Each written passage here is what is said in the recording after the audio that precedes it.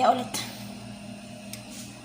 May bagong ipinanganak na naman na kuting na pusa. Ilang kaya to? 3. 3 kuting. Ayan.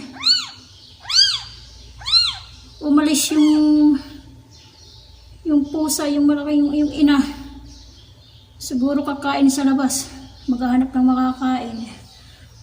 Ano? 3 kuting.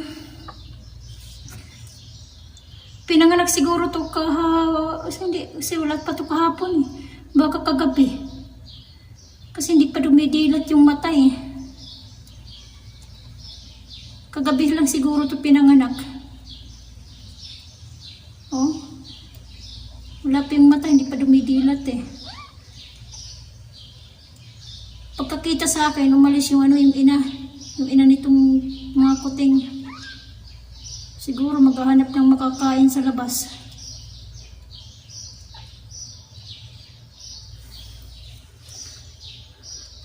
Marami na naman silang kuting dito. Ay, maraming pusa na naman. Nadagdagan eh. Dadami na naman yung mga pusa dito.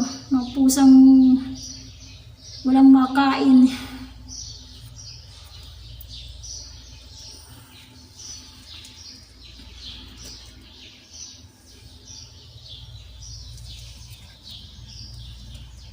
Nagabi lang ito pinanganak.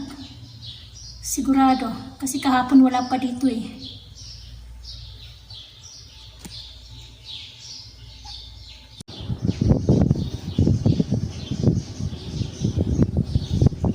Kumusta kayong lahat?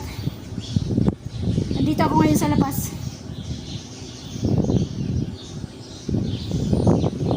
Natatapos ko lang dito sa hagdan magwalis.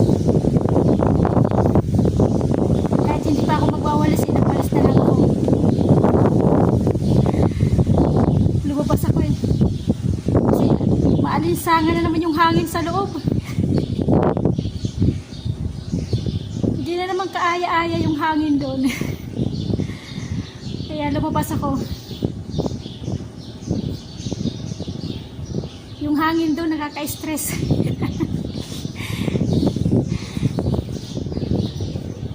Buhay. Katapos ko doon sa kusina, magligpit, tapos kumain, nagligpit, lumabas ako.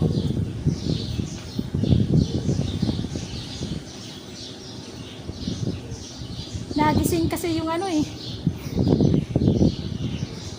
yung hangin, yung nagdadala ng hangin na masamang hangin.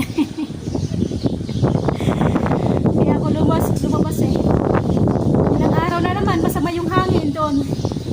Ilang araw na naman, isang linggo na hindi kaaya-aya yung hangin doon sa loob. Masarap ang hangin dito sa labas eh. Pahangin muna.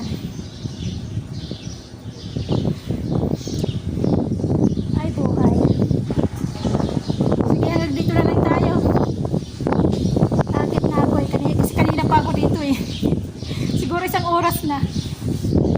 Magtataka na yon. Sige, bye-bye. Kumusta kayong lahat? Good evening sa inyong lahat. Huwag niyong kalimutan mag-subscribe sa channel ko. Bye-bye. God bless sa ating lahat.